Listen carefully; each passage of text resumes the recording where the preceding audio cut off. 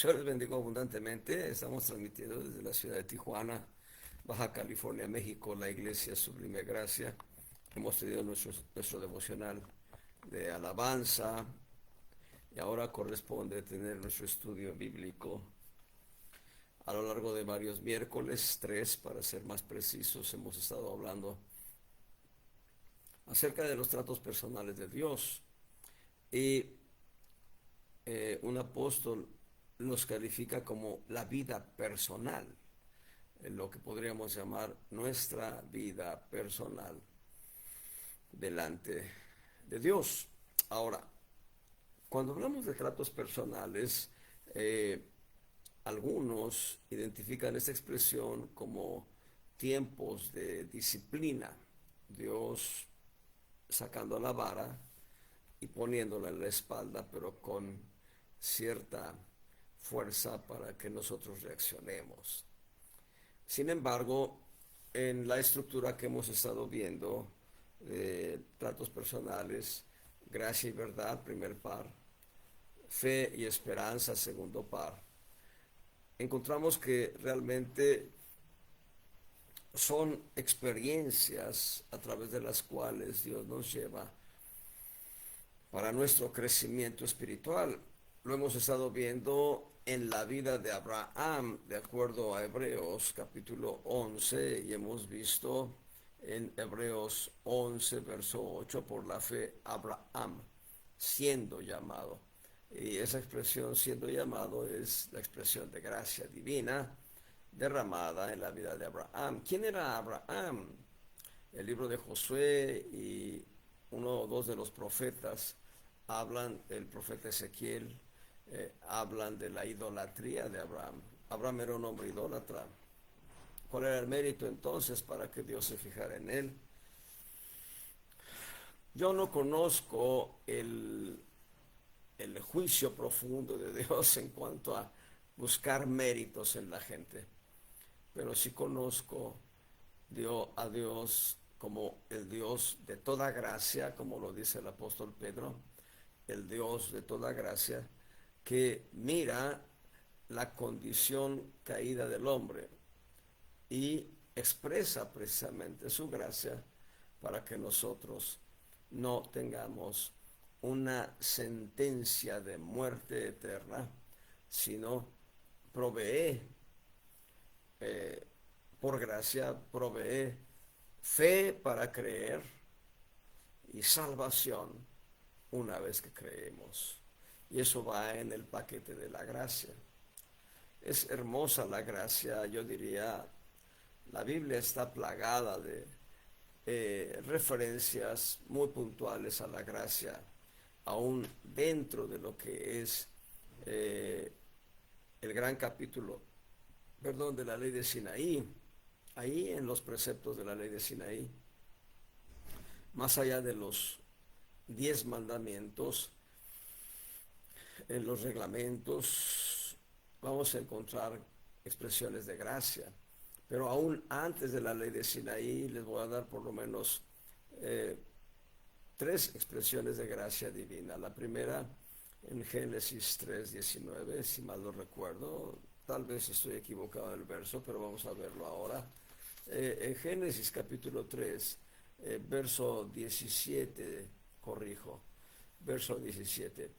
Y Jehová dijo al hombre: por cuanto obedeciste a la voz de tu mujer y comiste del árbol que te mandé diciendo no comerás de él. Noten lo que dice Dios enseguida. Dice: maldita sea la tierra por amor de ti. Eso es gracia. Dios en ese momento específico trajo maldición sobre la tierra para que Abraham no recibiese maldición. La primera maldición está en el verso 14, donde Dios maldice a la serpiente. Y ahora esta es la segunda maldición, donde Dios maldice la tierra, maldice el planeta Tierra. Y de ahí todas las calamidades que este planeta sufre a través de las erupciones volcánicas, trayendo muerte a comunidades que están cerca del lugar donde aparecen los volcanes, huracanes y ciclones que también llegan a traer consecuencias fatales, en fin, tantas calamidades que se llegan a dar.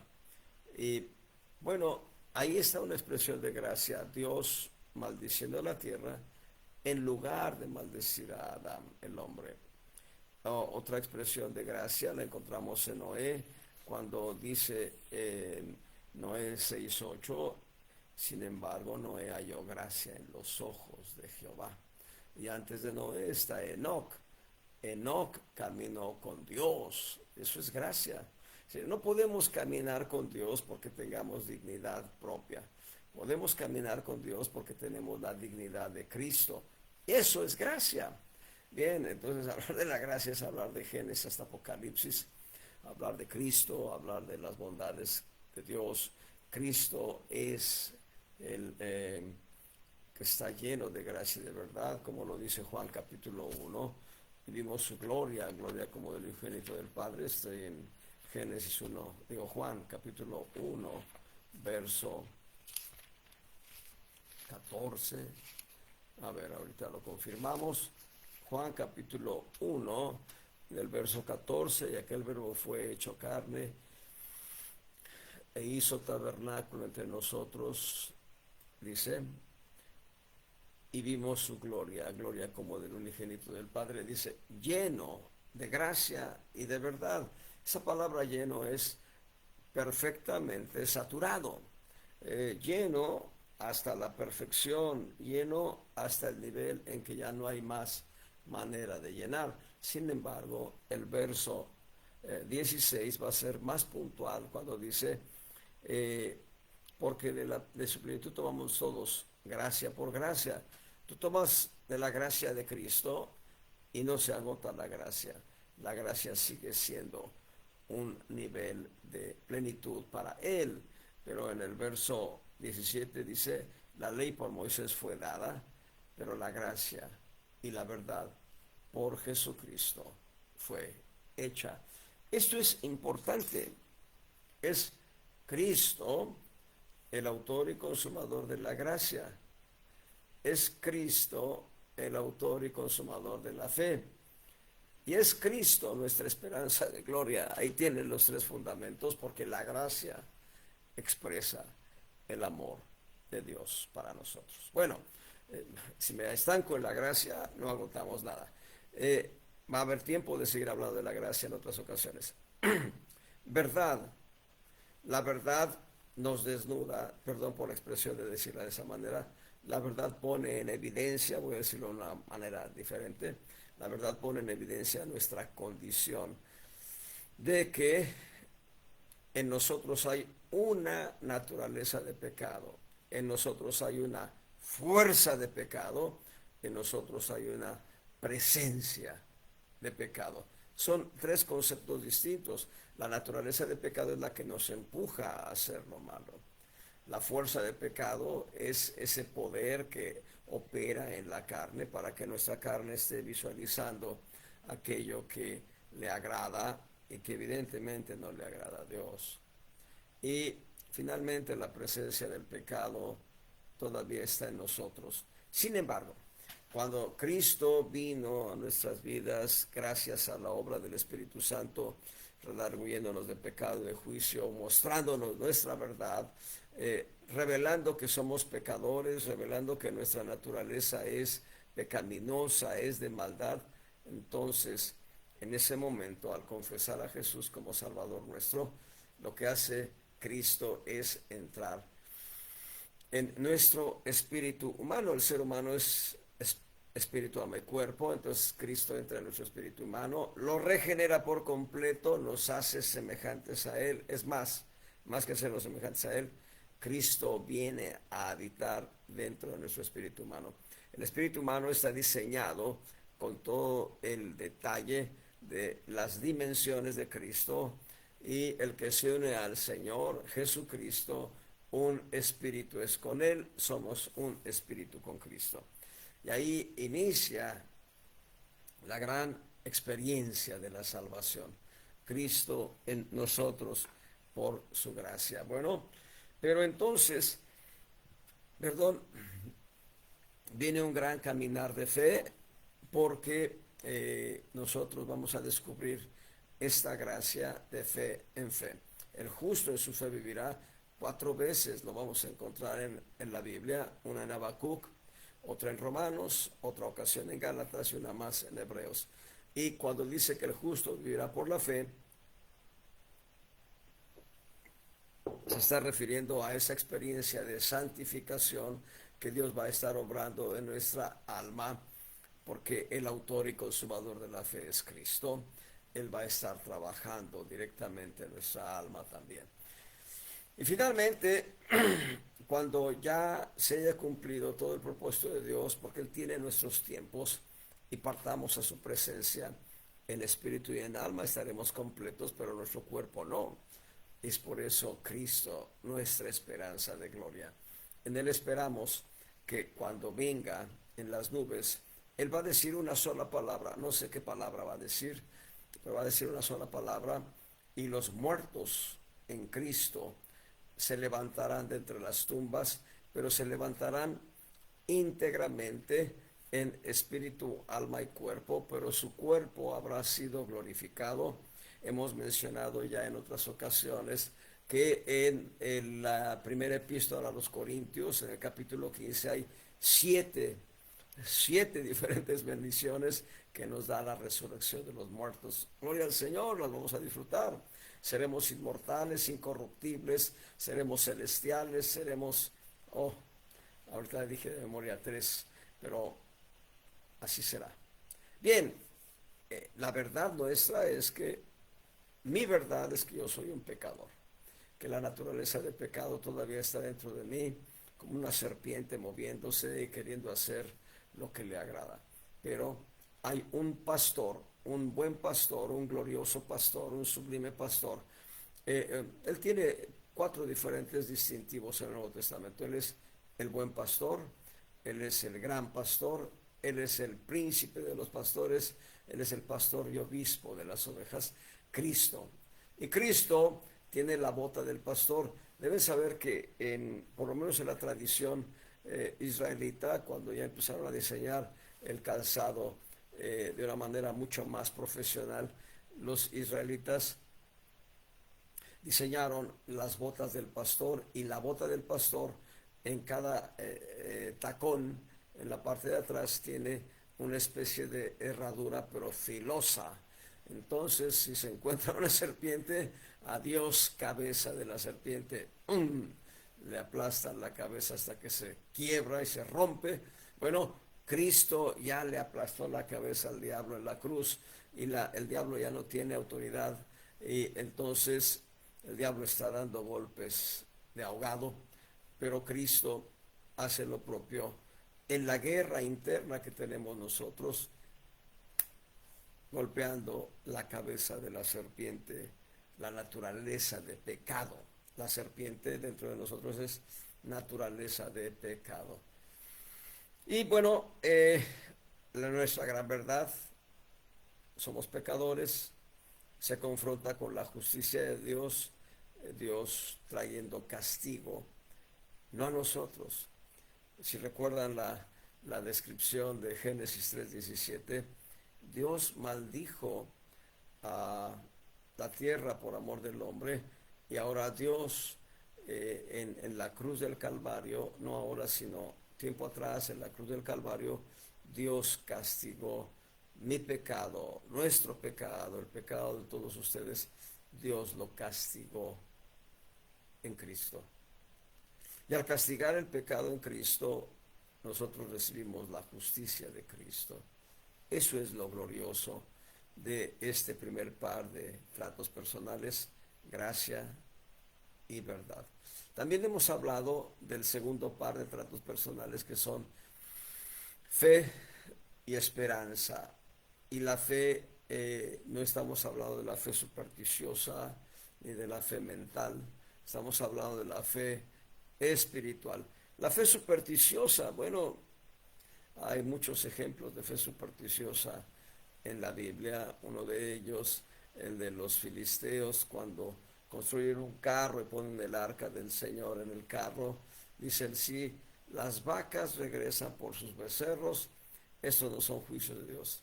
Si las vacas se van camino a Israel, esto es obra de Dios. Hermanos, eso es superstición, porque la evidencia de que Dios estaba juzgando a los ídolos filisteos quedó en el Dagón. El Dagón quedó postrado y con la cabeza, el tronco y los brazos rotos, cortados por completo.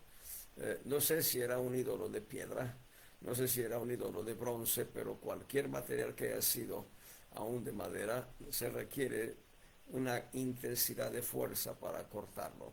En fin, eh, nosotros hemos hablado ya de la fe como un trato en el cual Dios nos mete. Abraham caminó por fe. Abraham dejó su tierra.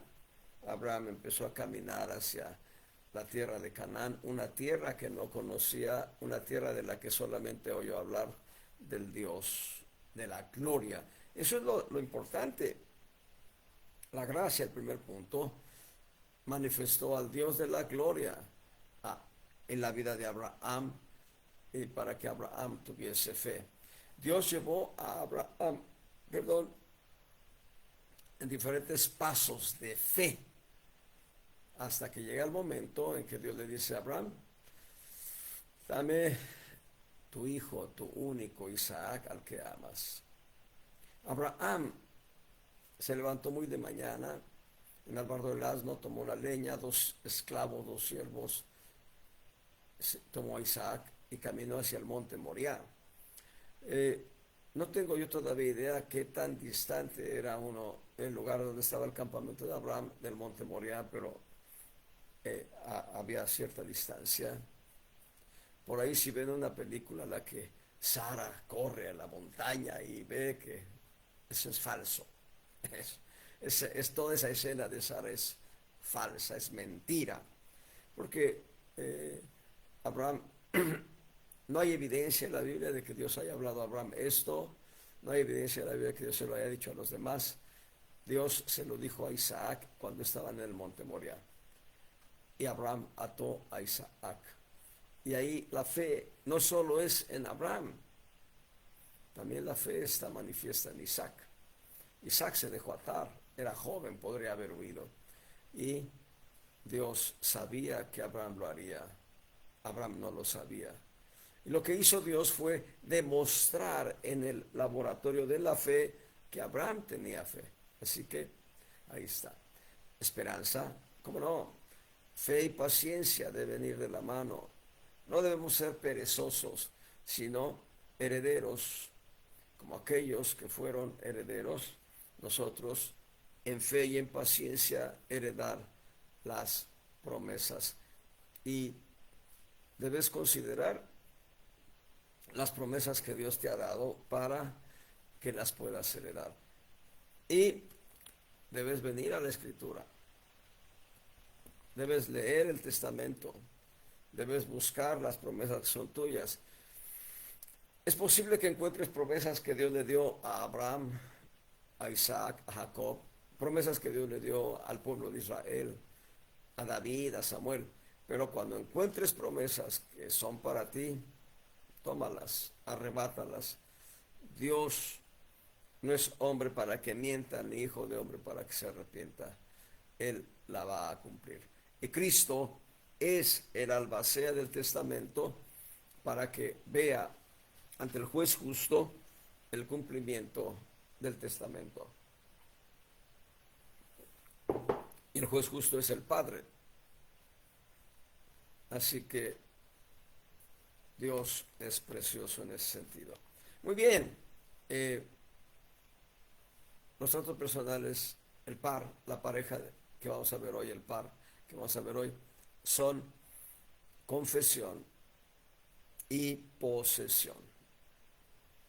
Confesión es una expresión en la que nosotros debemos hablar puntualmente lo que Dios ha hablado.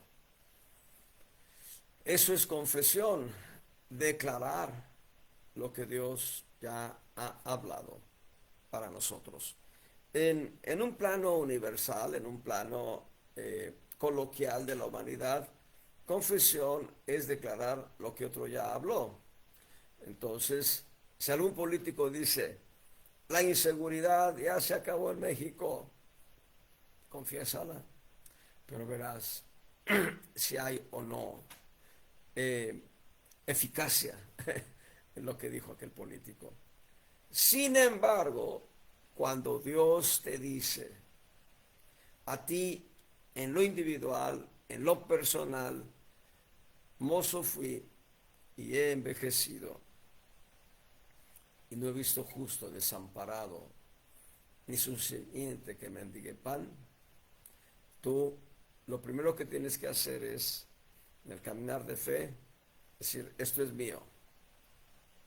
En el caminar de esperanza, poseerlo cada día, bueno, no, esperar cada día. Pero en el principio o en el trato personal de confesión, tú debes confesarlo. Tú debes decir, soy mozo o soy joven, o, bueno, en el caso mío, yo ya soy un adulto mayor. Y Señor, yo no he visto que mis padres padecieran hambre y que nosotros, siendo niños en aquel hogar sencillo que nos diste, hayamos padecido hambre. Gloria al Señor. Pero también digo, a mi edad, gracias Dios, porque no estoy desamparado, ni mis hijos están desamparados. Y esa palabra la debes confesar para ti o para tu familia, si es una palabra de familia. Dios, el Señor Jesús llegó a la casa de Zaqueo y una de las palabras que dijo el Señor Jesús fue esta: hoy ha venido la salvación a esta casa. Entonces no había salvación única y exclusivamente para Zaqueo. Lo voy a decir en sentido positivo. Hubo salvación para Zaqueo, sí, pero hubo salvación para toda la casa de Zaqueo, a saber, toda su familia, pero no solo su familia, sus sirvientes, porque formaban parte de la casa de Zaqueo. Si él tuviese esclavos, también alcanzaron los esclavos salvación, porque la palabra es, hoy ha venido la salvación a esta casa. Todo lo que envolvía la casa. Hermanos, es importante saber distinguir las bendiciones que Dios nos da. Dios habla al carcelero de Filipos cuando él pregunta, ¿qué debo hacer para ser salvo? Y la respuesta del apóstol y profeta, el apóstol Pablo, el profeta Silas, es, cree en el Señor Jesucristo y serás salvo tú y toda tu casa. Y por ser carcelero de Filipos, estoy seguro que tenía una posición ciertamente encumbrada, tenía una cierta posición económica, por tanto, además de su familia completa, esposa, hijos, nietos, si los tuviera, los esclavos, los sirvientes. Reitero, el apóstol Pablo habla a Estéfanas, menciona a Estéfanas y su casa. Estéfanas, un siervo en Corinto. O le escribe a Filemón y a la iglesia que está en su casa.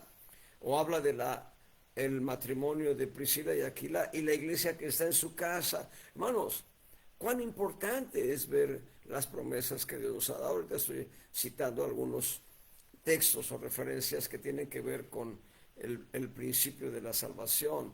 Yo diría, mucho más importante que tener un Ferrari, como le dijera un ministro a su hijo, mucho más importante es tener la certidumbre de que mis parientes cercanos y lejanos están en el corazón de Cristo para salvación y vida eterna.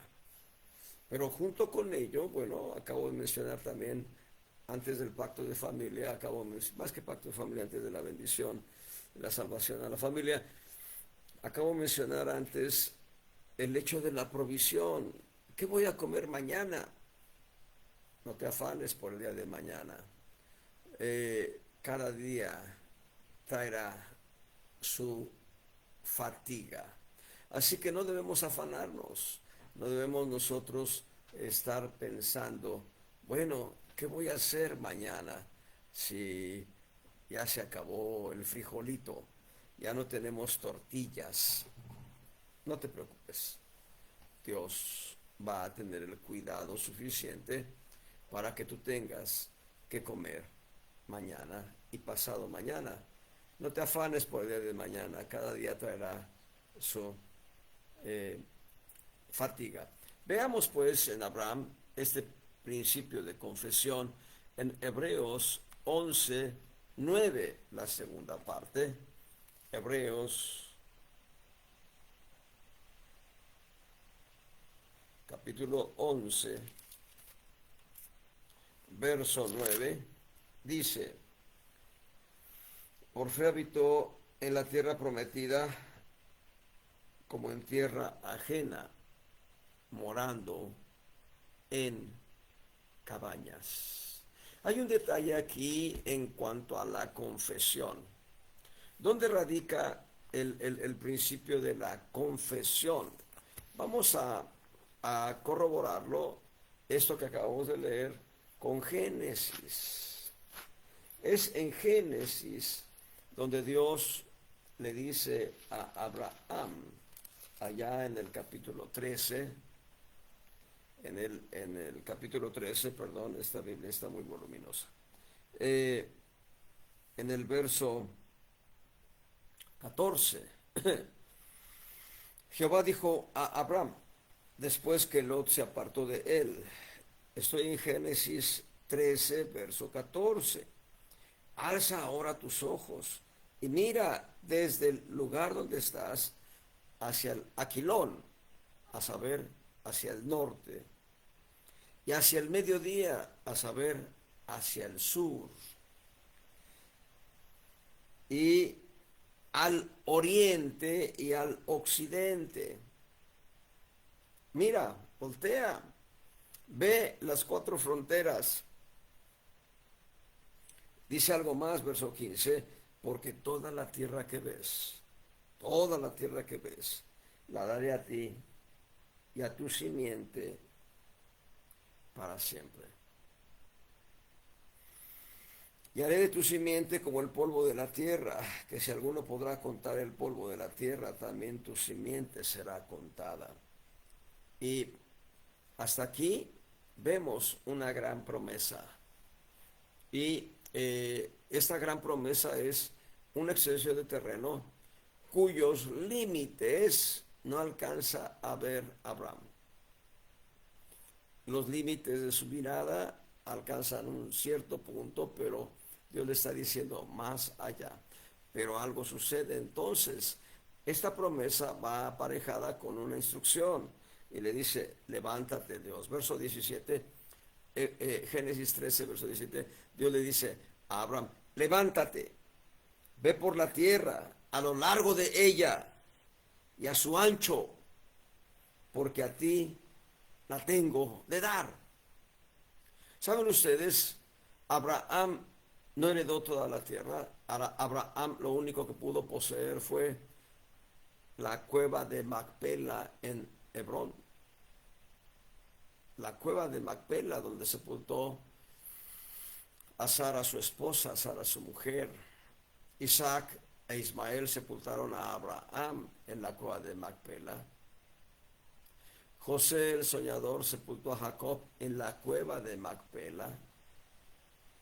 Bueno, Jacob sepultó a Lea en la cueva de Macpela. La cueva de Macpela representa el lugar de los vencedores. Ahí fueron sepultados Abraham, Sara, Jacob y Lea. Antes de Jacob y Lea, Isaac y Rebeca, Jacob y Lea. Bien, quiero regresar para no meterme en berenjenales e irme lejos. Verso 18, Génesis 13, verso 18. Abraham, pues, removiendo su tienda, vino y moró en el alcornocal de Mamre, que es en Hebrón, y edificó ahí altar a Jehová. Entonces, lo primero que sucede es que, además de haber un acto de fe en el corazón de Abraham, hay una confesión y una praxis, una acción práctica, una acción práctica de ir por la promesa.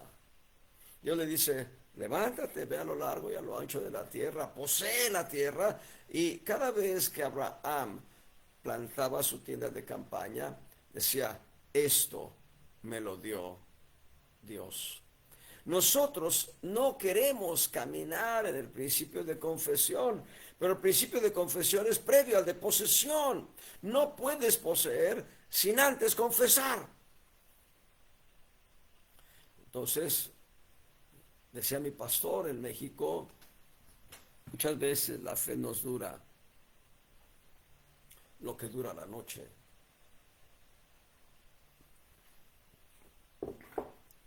Pues en cuanto abre la farmacia, vamos directamente a la farmacia para surtirnos de aquellos medicamentos que sabemos van a ayudar a paliar la enfermedad.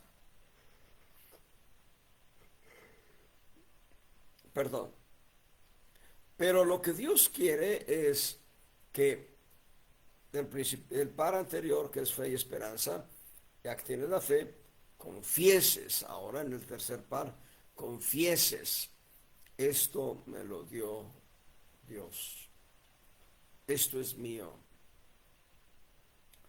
Ah, hay un testimonio muy elocuente, es muy elocuente. Un ministro, un pastor, tenía a su esposa enferma. Y este pastor empezó a orar. Yo supongo que la iglesia estuvo orando con él. Y él empezó a decir en su oración, Dios, que mi esposa deje de tener el dolor que tiene. Que mi esposa deje de padecer lo que padece. Que mi esposa pueda tener la experiencia del confort y del placer de saber que tú eres su Dios. Pasaron unos días y la hermana fue tomada por el Señor a su presencia. Y entonces este pastor dijo, no vuelvo a predicar a nadie de Cristo. Y dijo más, dijo, no vuelvo a predicar ni vuelvo a hablar de fe. Empezó a hablar así muy fuerte. Ya no voy a hablar de Cristo, ya no voy a predicar de fe, ya no voy a hablar del poder de Dios, no voy a hablar nada del Señor. Durísimo. Y habló con Dios. Y le dijo, Dios, yo te pedí que mi esposa dejara de sufrir.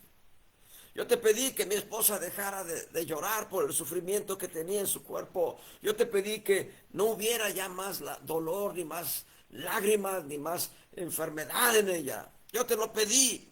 Y se lo dijo con reclamo. Y Dios, Dios es precioso, de veras, mucho, muy precioso. En una actitud benevolente, Dios lo llevó a leer Apocalipsis 21. Y en Apocalipsis 21, verso 4, leemos, limpiará Dios toda lágrima de los ojos de ellos, y la muerte no será más. Y no habrá más llanto, ni más clamor, ni dolor, porque las primeras cosas son pasadas. Este ministro lo leyó. El Señor le dice, vuélvelo a leer, con benignidad y todo. Lo vuelve a leer y le dice el Señor, ¿recuerdas lo que me pediste? Me pediste que tu esposa ya no tuviera más llanto, ni más dolor. Ella ahora está en mi presencia y no hay llanto en sus ojos, no hay lágrimas en su, no hay dolor en su cuerpo, porque su cuerpo está esperando la redención. Eso fue un campanazo letal al corazón de este ministro. Y como dijo aquel profeta, este pastor levantó la cobija, se la echó al hombro y siguió caminando. Hay otro pastor, ese es otro testimonio muy diferente. Ya partió a la presencia de Dios, pero antes de él, tiempo atrás, el pastor Phil Paxton tenía a su esposa con cáncer en los huesos. Y el pastor Phil Paxton le dijo a Dios, antes que ser mi esposa, ya era tu hija. Haz con ella como tú quieres, Señor. Con dolor tuvo que sepultar a su esposa después de que Dios la levantó a su presencia. Pero como me estoy desviando, debo regresar. Confesión, confesión. Este pastor, el primero, confesó que no haya más llanto, que no haya más dolor.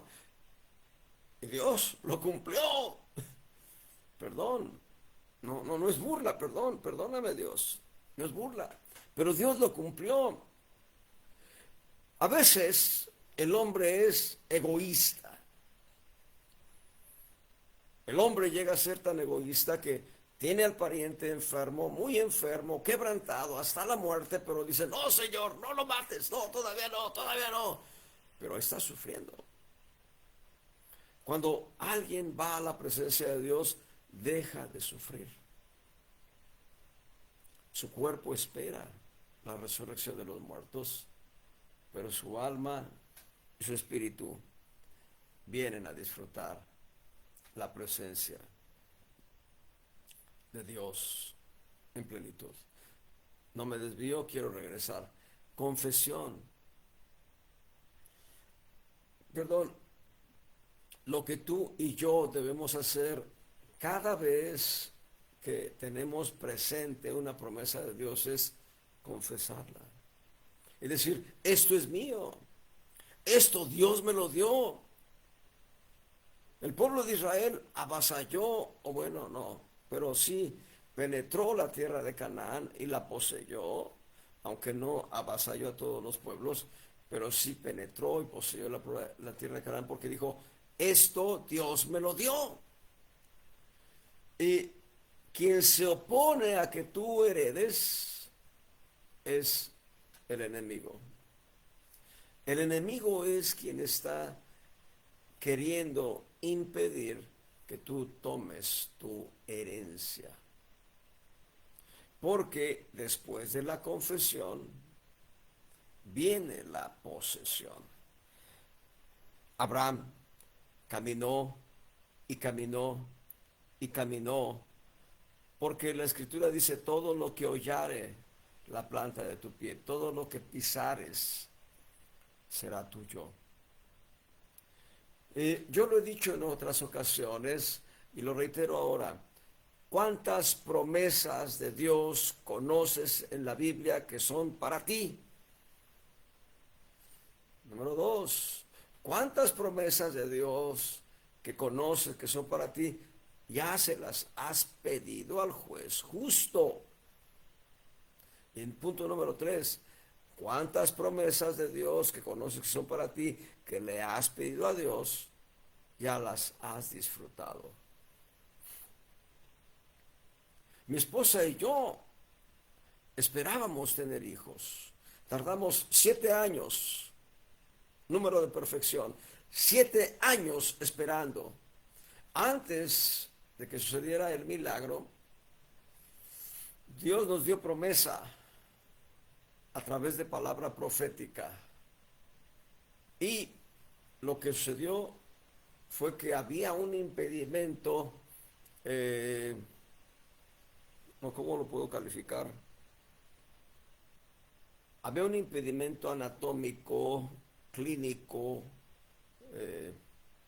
no sé, una enfermedad que impedía que tuviésemos hijos. Dios recompuso todo, Dios reestructuró todo, Dios sanó todo, y Dios nos dio 3 hijos, de los cuales 2 viven con nosotros y uno está con Cristo ahora. El que está con Cristo se asomó y dijo, no, el mundo está re feo, vámonos. Y se fue con Cristo. Hermanos, Dios nos dio esa provisión a través de palabra profética. Recuerdo muy bien, estábamos en una convención, un evento allá en la ciudad de Waco, en el estado de Texas, una convención ministerial. Y me acuerdo que el apóstol que presidía aquel evento dijo, ¿quiénes de aquí no, no tienen hijos, están imposibilitados, pero quieren tenerlos? Me acuerdo que pasamos 3 matrimonios. A uno de ellos no, no le pude seguir la pista, a otro de ellos sí. Y mi esposa y yo vivíamos en Ciudad Obregón, Sonora, y contactando a ese matrimonio, recibo la noticia que ellos ya estaban esperando un bebé. Y bueno, un año después, eso fue en el 98, en el 99, sí, en el 99, a ver, no, esto fue en el año 97, si fue en el año 97, ajá, en el año 98, en el propio año 97-98, aquel matrimonio tuvo su hijo, en el 98 ya. Y nosotros, en el 98-99, tuvimos nuestro primogénito. Pero cuando Dios se da una promesa, poséela, confiésala primero, confiésala, esto es mío, esto es mío, esto es mío. El terreno es tuyo. La sanidad en tus huesos es tuya. Poséela, confiésala primero. Primero confiésala, esto es mío. Es una convicción de fe. Confesar viene de con fe. Hay que declarar lo que Dios ya habló para nosotros. Abraham caminaba diciendo, esta tierra es mía. Esta tierra es mía. Regresando a Hebreos 11, verso 3, por la fe entendemos haber sido compuestos los siglos por la palabra de Dios, siendo hecho lo que se ve de lo que no se veía, la palabra de Dios. Dios nos ha dado la palabra escrita, que es logos. Y cuando Dios, tú estás leyendo la palabra y encuentras un texto y empiezan a brincar las letras y empieza a iluminarse el texto de una manera especial, entonces es un decir, es un decir. Cuando tú sientes en tu corazón que ese texto en específico es para ti, poséelo. Yo diría, márcalo o escríbelo en una libreta, tal día, tal hora, Dios me dio este texto y es para mí, y cada día confiésalo hasta que se cumpla. Hay un ministro de Dios, un misionero, a quien le tuvimos gran cariño, mucho cariño. Ese varón partió a la presencia de Dios en enero de este año y en marzo fueron sus funerales.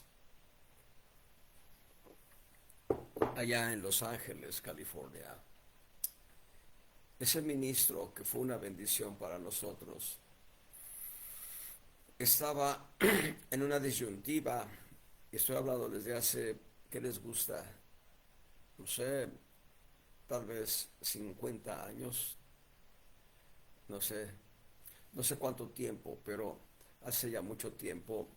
Es un ministro que había caminado la obra en Chiapas, en Oaxaca, pero sobre todo en Cuernavaca, Morelos.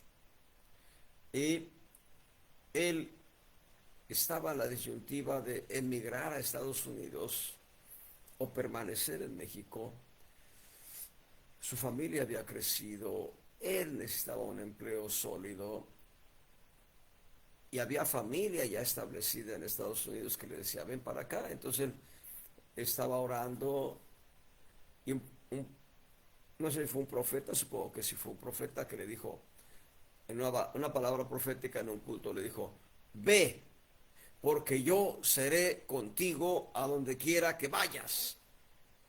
Pero cuando él iba en el autobús, estaba leyendo la Biblia en la oscuridad, bueno, en la iluminación que da el autobús, y en un momento dado hay un texto bíblico que tiene un mensaje parecido o idéntico al que dio aquel profeta. porque yo seré contigo donde tú quiera que vayas. Este varón entendió que Dios le daba la oportunidad de emigrar a Estados Unidos. Lo hizo, emigró con su esposa, con sus hijos, y allá permanecieron los últimos años de su vida, pero él caminó la obra misionera en Chiapas, allá en el Tacaná, en Oaxaca, me parece que fue la capital de Oaxaca, y en Cuernavaca, ahí fue su asiento los últimos años antes de ir a Estados Unidos. Pero él él confesó y poseyó la promesa. Primero lo confesó. Dios tiene para ti bendiciones. Estaba yo en mi cama tratando de descansar hace 38 años. Hace 38, vamos a dejarlo más barato. Hace 37 años yo estaba recostado en mi cama, soltero, y tratando de descansar, y Dios me dijo en el corazón: Tijuana. Y ¿qué otro lugar fue? Tijuana fue uno.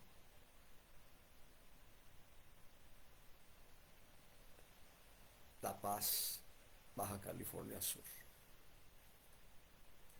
Bueno, en ese momento mi mente, ¿qué? Y el testimonio que recibí en mi corazón es que yo vendría a Tijuana. Todavía no se cumple lo de La Paz, Baja California Sur.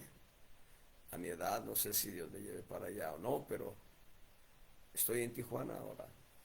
Tenemos en Tijuana, mi esposa y yo, 28 años, 27 años de estar aquí, 27 años, y nuestros hijos nacieron aquí. Y varias veces yo confesé Tijuana y La Paz, Baja California Sur, como un testimonio que Dios había puesto en mi corazón. Y cuando me dicen que te vas a Tijuana, yo dije, no, yo no voy a Tijuana, no quiero. Me había olvidado de aquel testimonio. Cuando me dijeron hace 27 años, te vas a Tijuana a trabajar allá. Dije, no, yo no quiero ir. Y cuando ya estaba yo aquí en Tijuana, Dios me dijo, yo soy el que te trajo a Tijuana. Entonces pude conectar aquel pensamiento cuando yo estaba queriendo descansar hace 37 años. 10 años tardó la promesa para Abraham. Para Abraham todavía no se cumple la promesa porque él espera la ciudad celestial. Confesión. Hay que confesar. Hay que declarar lo que Dios ya habló. Pero también hay que poseer. No es suficiente confesar, es necesario poseer. Vean Hebreos 11:13. Conforme a la fe murieron todos estos sin haber recibido las promesas, sino mirándolas de lejos y creyéndolas, y saludándolas y confesando que eran peregrinos y advenedizos sobre la tierra. Cuando dice conforme a la fe murieron todos estos, está incluido Abraham, están incluidos Abraham, Sara, Isaac, Jacob, José. Es verdad que más adelante va a mencionar nuevamente a Abraham, pero versículos previos ya mencionó a Abraham y a Sara. Y antes están Abel, Enoc, Noé. Ellos también esperaron promesas celestiales. Y nosotros lo que debemos hacer es confesar, pero también poseer. Hebreos 11:10. Vamos a hablar de la posesión, aunque ya hemos hablado un poco ahora, vamos a hablar un poco más.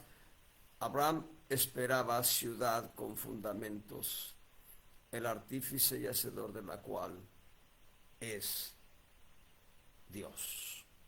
Noten la manera en que lo revela el apóstol Pablo en este verso. Abraham confesó y dijo, esta tierra es mía, y empezó a poseerla, empezó a caminar, y a poner sus tiendas de campaña, y fue hacia Jai y levantó un altar, y luego fue a otro lugar y levantó otro altar. Hay 7 altares que levantó Abraham, pero él lo hizo, vino al alcornocal de Mamre. ¿Qué es el alcornocal? Es un bosque de alcornoques, es un bosque de árboles. En la Biblia le llama alcornoques, no sé cuál es el nombre eh, más castellanizado, pero era un bosque de alcornoques. Ahí llegó Abraham, ahí estableció su campamento y lo poseyó y regresó a Jai y muchos lugares que él caminó y le decía a sus esclavos, es tiempo de levantar el campamento, vámonos. ¿A dónde vamos, Abraham? Vámonos para Mamre, vámonos para Hebrón, vámonos para Jai, vámonos para el mar salado. Vamos, vamos, vamos. Confesando, esto es mío, esto es mío. Y yo, no está registrado en la Biblia, pero seguramente Abraham le decía a Dios, gracias por esta gran tierra que has dado a este tu siervo. Pero en la medida que Abraham crecía en fe por causa de la confesión que él hacía de las promesas divinas, él percibía, hay algo más glorioso que esta tierra. Yo sé, tenemos necesidad de un lugar de habitación, tómalo, poséelo, pero considera algo. La ciudad celestial es más gloriosa, así que no vamos a conformarnos con lo que tenemos aquí. Posee lo que Dios te ha dado. Tómalo por la fe y poséelo. Confiésalo, esto es mío, esto es mío, esto es mío. Ya no digas, si quieres, Dios. No, ya no digas, si es tu voluntad, Padre. No, di, esto es mío por la fe. Confieso que esto es mío. Tú me lo has dado, Señor. Una vez que lo confieses, ve y poséelo y disfrútalo con acción de gracias. Pero cuando estés poseyendo aquello que Dios te ha dado aquí, mira hacia las estrellas y procura que tus ojos vean más allá de las estrellas y podrás entender que hay un lugar celestial gloriosísimo al cual Dios nos ha llamado. Hay que poseer, poseer. Y Abraham empezó a caminar y él ya no quería poseer las cosas terrenales. Ahora, seamos equilibrados en la manera de hablar, ¿eh? Seamos muy equilibrados en la manera de hablar. Abraham tenía una riqueza grande, medida en dólares, yo diría que tenía millones de dólares. Abraham tenía ganado, Abraham tenía esclavos que le servían. Y Abraham traía además joyas, metales preciosos, vasijas de oro, de plata, que traía de Ur, de los caldeos. El ganado de Abraham era numeroso. Prueba de ello es el mismo capítulo 13, donde los pastores de Abraham y los pastores de Lot pelean por los pastos, los llanos. Entonces Abraham dice, no vamos a contender tú y yo, tú eres mi sobrino, te he visto como un hijo. Lotito, vamos, ¿hacia dónde quieres ir tú? Yo iré en sentido contrario. Y Lot pensó en su corazón, híjoles, ahora sí que mi tío Abraham no se dio cuenta, no se dio cuenta que el camino de Sodoma es como el huerto de Edén. Vámonos para allá, dijo Lot. Lot perdió todo porque sus ojos miraron hacia el mundo. Lot perdió todo. Cuando él sale de Sodoma, no lleva nada excepto a su esposa y a sus hijos, a sus 2 hijas, perdón. Y su esposa se convirtió en estatua de sal, así que se quedó solamente con sus 2 hijas. Perdió todo. El ganado, él tenía ganado, tenía mucho ganado, vacas, ovejas. Pero la ambición que le provocó caminar hacia Sodoma fue su perdición. Dios le dijo a Abraham, mira hacia el norte, hacia el sur, hacia el oriente, hacia el occidente, todo te lo voy a dar. Estaba incluido Sodoma, Gomorra, Zoar, todas las ciudades que estaban alrededor estaban incluidas para Abraham. Después viene a ser el mar Salado, lo que hoy conocemos como el mar Muerto, en realidad es el mar Salado. Es ahí donde cayó el juicio de Dios. Hay una concentración de sal y de azufre en ese lago que nada puede vivir ahí. Incluso se dice que si alguien se avienta un clavado, la densidad de sal que tiene el agua lo saca a flote, ni siquiera que él tenga que flotar ni nada. No lo sé. Pero una cosa es cierta, ese lago es el lecho, más bien el lecho del lago, la parte profunda del lago, es el lugar donde estuvieron asentadas Sodoma y Gomorra. Es lo que yo creo de acuerdo a la escritura, ¿eh? No estoy dando dogmas, no estoy especulando tampoco. Y entonces lo que concierne a Abraham, él empezó a poseer la ciudad celestial, la Nueva Jerusalén. Y ya saben quién es la Nueva Jerusalén, la esposa del Cordero. De hecho, en las bodas del Cordero, donde Cristo tomará a su iglesia gloriosa como esposa, hoy es su novia, cuando tome a su novia como esposa en las bodas del Cordero, habrá muchos invitados. Uno de ellos será Abraham. Ahí va a estar Abraham.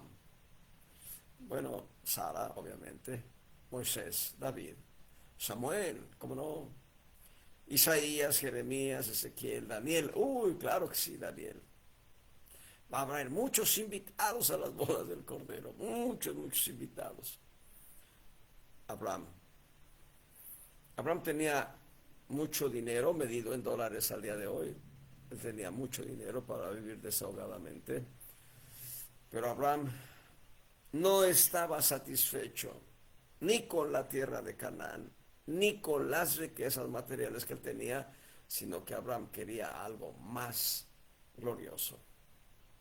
Quería habitar en la ciudad celestial que estaba siendo construida por las manos de Dios. Vamos a ver unos textos antes de terminar por hoy, ya me queda poco tiempo, pero quiero que vean Mateo 6. Mateo 6, 19 al 21.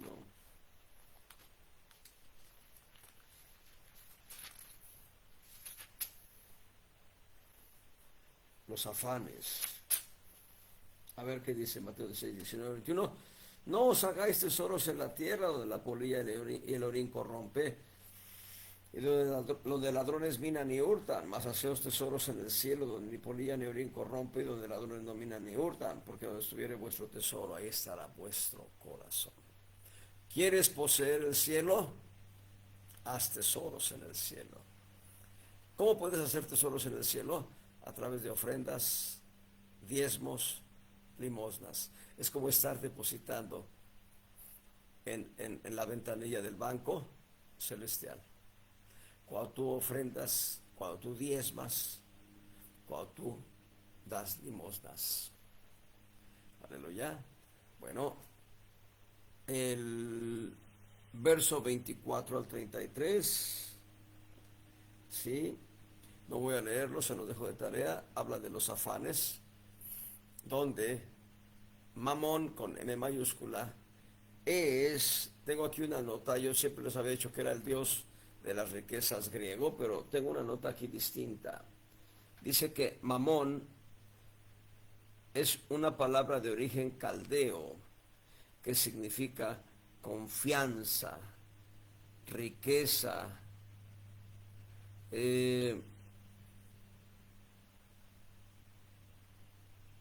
avaricia. Oh, riqueza personal. Ahí está. Oh, riqueza personalizada.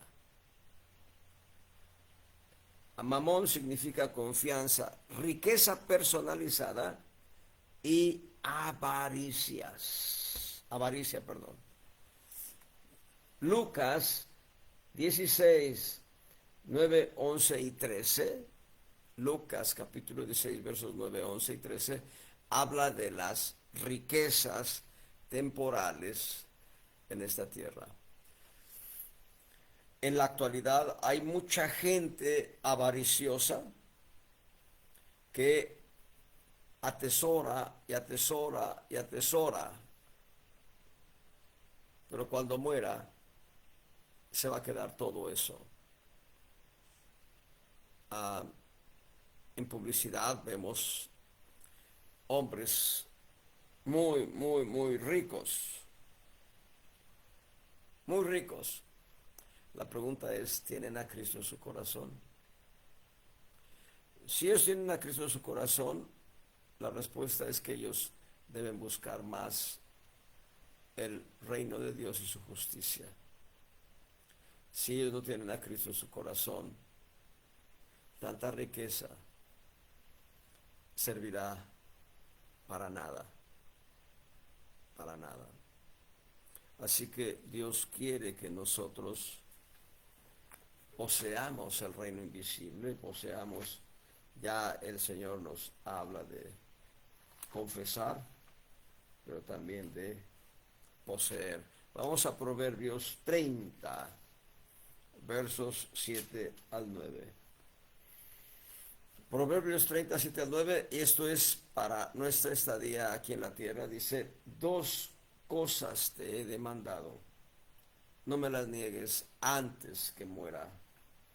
Vanidad y palabra mentirosa aparta de mí. No me des pobreza ni riquezas, manténme del pan que he menester. No sea que me harte y te niegue y diga, ¿quién es Jehová? O no sea que siendo pobre hurte y blasfeme el nombre de mi Dios. La primera cosa que pide es vanidad y palabra mentirosa aparta de mí.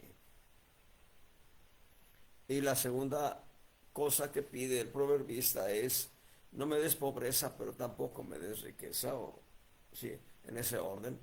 No me hagas vivir sin nada, pero no me des tampoco muchas riquezas. Y lo dice en el justo equilibrio. Dice, porque teniendo riquezas me olvidé de ti. Porque siendo pobre y no teniendo que comer, vaya, yo robe y con ello blasfeme tu nombre. Porque van a decir, oye, tú eres cristiano y robas.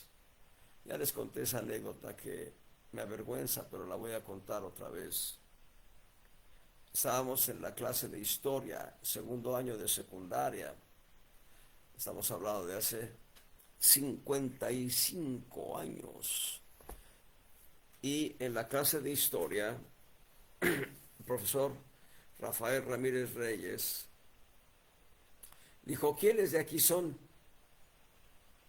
No recuerdo si dijo cristianos, o dijo evangélicos, o dijo protestantes, pero era la identidad. ¿Quiénes de aquí son? Vamos a dejarlo barato. Evangélicos. Yo levanté la mano. Mateo levantó la mano, un chaparrito igual que yo. Y Alfredo, el jefe de grupo, levantó la mano. Éramos tres. Pasaron las semanas, pasaron los meses, y un día hice algo digno de ser reprochado. El profesor Rafael Ramírez Reyes se enteró y me dijo, Santiago, yo tenía un mejor concepto de los cristianos. Así que el proverbista dice, no me hagas pobre, Señor, no sea que vaya, robe y blasfeme tu nombre, y eso llega a suceder. Bueno, tenemos entonces un tercer par, confesión y posesión. Lo que confiesas, poséelo. No te quedes a medias. posee tu heredad. Tómala, es tuya. Nada más que si se tratara de riqueza, no permitas que la riqueza entre en tu corazón como un ídolo. Antes, disfruta de esa riqueza y si Dios te ha dado riqueza, úsala para el reino de Dios. A quien Dios le da mucho es para que lo aprovechen para el reino de Dios. El proverbio que podemos sacar del libro de Éxodo: el que mucho recogió, no le sobró. Y el que poco recogió, no le faltó. Porque Dios da un justo equilibrio. Si Dios te ha dado mucho, con sabiduría de Dios, reparte. Si Dios te ha dado poco, con sabiduría de Dios, administra lo que Dios te ha dado y aprende a depender del Señor. Pero en ambos casos, que tu mirada esté en los cielos. Dios te bendiga.